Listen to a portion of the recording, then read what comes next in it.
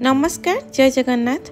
आज बनैबा पूरा मार्केट परी बेसन लड्डू जोटा कि आपण माने राखी पूर्णमी रे बनै पारि अल्प समय भितर आपण मानकर रेडी हे जिवो बेसन लड्डू।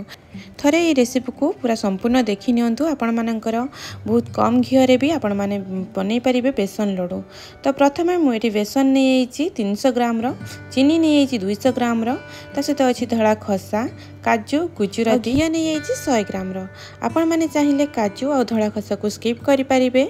काजू देले बहुत बढ़िया टेस्ट आसी थाए, से मु काजू ऐड करिछि।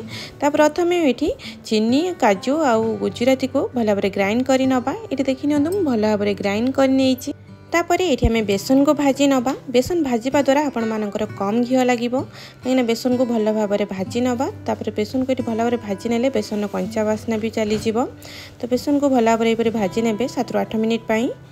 जो बेसन गोटे माने भल बास्ना आसीज, तो बढ़िया बास्ना आसो से आपण मैंने जानवे जे बेसन भजा आपण मानकर रेडी हो। तो यह भाव में बेसन को भल भाव भाजी नवा। मुझे 7 ରୁ 8 मिनिट बेसन को भल भाव भाजी नहीं।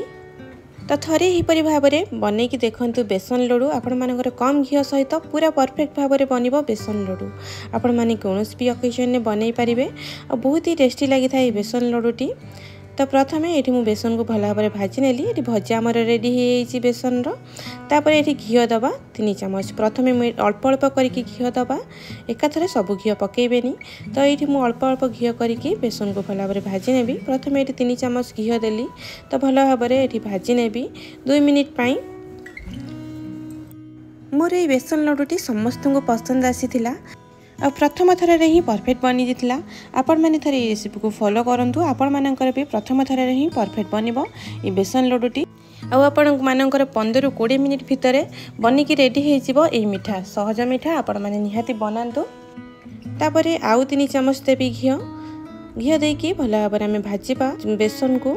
यहीपरी भाव में अल्प अल्प घी देकी बेसन को भाजीबा द्वारा बेसन भल भाव में कंचा गंध चली जाए और बेसन लड्डूटी आमर बढ़िया बनी थाए, पूरा परफेक्ट बनी थाए और बढ़िया टेस्ट लगी थाए। आपण मैंने जदि प्रथम थर पर बनाऊ था ना बेसन लड्डू, तो आपण मैंने यही रेसिपी को फॉलो करंतु। आपण मानकर बेसन लड्डूटी पूरा पूरी परफेक्ट बनिबो। पूरा परफेक्ट मेजरमेंट रे आपण मानकर बनिबो बेसन लड्डू। बहुत ही टेस्टी और बहुत ही बढ़िया लगी थाए। दुकान मार्केट ठारू भी आपण मानकर बेसन लड्डूटी आहुरी बढ़िया टेस्टी लागिबो। आपण माने थरे रेसिपी को निहाती फॉलो करंतु।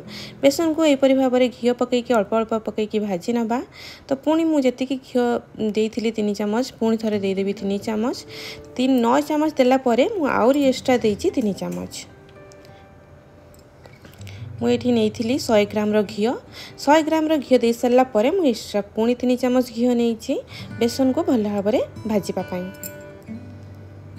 तो 3 चामच घी देकी बेसन को एपरि भाव में भाजी नेबे।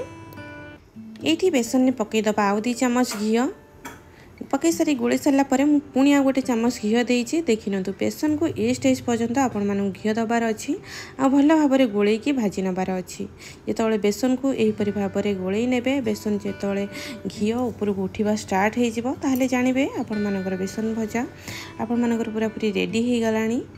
ये मु बेसन ने अल्प टिके पानी देवी जमी दानादार बनब आमर लड्डूटी। तो मु अल्प पानी देकी छिंची नेली। देखि नतु बेसन केमती आमर माने फुलिकी फुलवा स्टार्ट हो गला। तो देखि नतु बेसन को ही भाव गोले नेबे। बेसी पानी देवेनी, बेसी पानी देले जमा भी बेसन लड्डूटा भल बनबनी।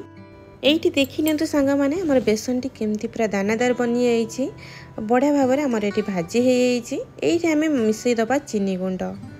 चीनी गुंड देकी आम बेसन को भल भाव में गोले नवा और गैस आंच को पूरा पूरी सिम करी नेबे और चीनी गुंड को बेसन सहित भल भाव में मिक्स करी नेबे। मुझे 2 मिनिट पाई भल भाव में मिक्स करी नेबी।